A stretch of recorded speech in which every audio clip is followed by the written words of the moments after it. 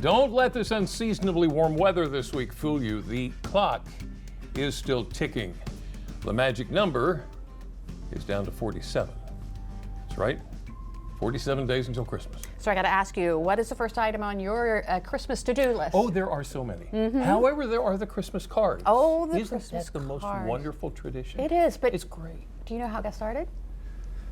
No. No? Well, I know someone who might know the answer to that question. It's Thursday, isn't it? It is Thursday. It's Throwback Thursday. Yeah, and today it has a twist. Now, if we're talking about Christmas cards, maybe we should bring on someone with experience creating Christmas cards. Right. You know, Jim Duffy of Secrets of the Eastern Shore just so happens to live with such a person.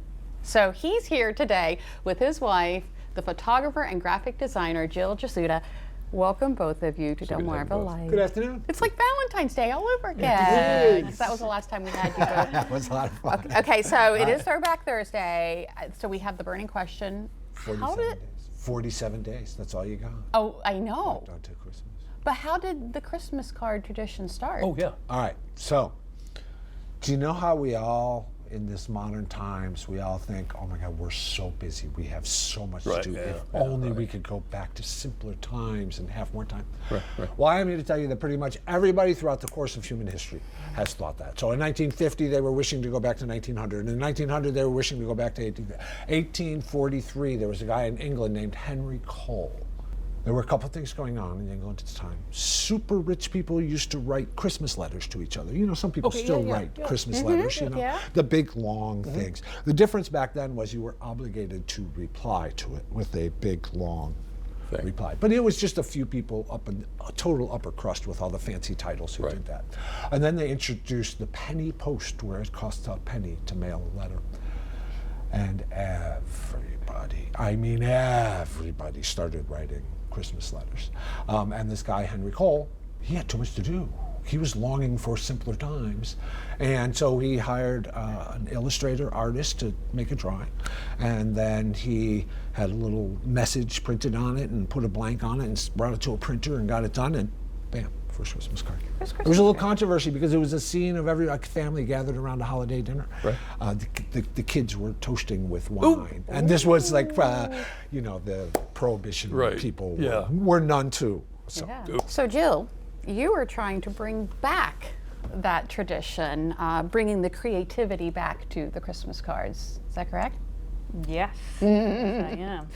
And well, greeting cards have been part of my life for a long time. It's all my mother's fault. She insisted that I make cards as a child, so for family members. Grandparents loved them. So, you know, birthday, anniversary, Christmas cards, all that. And my grandmother was very touched when she would get the cards. She said, "Oh, I keep all the cards." I'm like, "Yeah, whatever." I didn't really believe it, but when she passed away, indeed, we found a box of cards. my homemade Christmas cards. homemade cards. So that was very touching. It made me realize that, you know, people appreciate a little creativity, a little personality. Not just something out of the printing press. Yeah. So I started getting really into creating greeting cards. We moved to Cambridge 20 years ago, and I was making Christmas cards each year for us, Right. original cards, and so I started incorporating, you know, Delmarva, touches of Delmarva in the cards, and people loved them. And so then when Jim started this thing called Secrets of the Eastern Shore, celebrating life and culture on Delmarva, we said, well, maybe this makes sense to do greeting cards. There you go. So you've got some of them there. Can we see them? Yes, so this was the first card that we did, and this started, Cambridge did its original crab basket Right. tree, Yeah. and people were so excited about it, and I photographed it, and you know, thought, oh, well, that might make a That would nice work. card. Yeah. So, and then from there, you know, Oh, that's Oh, I we like had that to one. show Santa and the sleigh over one of our Chesapeake Bay icons. So that was a lot of fun.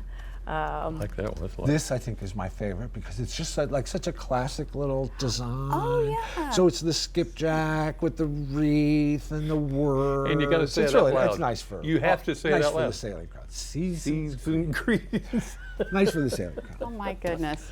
And I think my favorite is 12 Days of Chesapeake Christmas. Oh my. So this was fun, a little challenging to put together, but I think it's the only card I've made that I had to sing along the whole time as I created it.